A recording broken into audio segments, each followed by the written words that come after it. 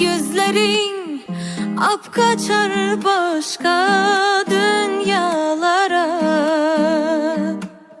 Arzularım aylantırdın rüyalara.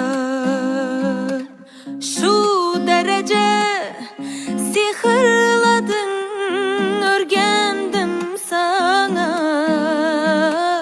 Allah'ım ne hediyesi sen berilgen bana. Ellerin ellerimden alma yaxşımı, gözlerin gözlerimden üzme yaxşımı. Koyup yanakların yanaklarıma, bağrına bas yaxşımı. Ellerin ellerimden alma yaxşımı,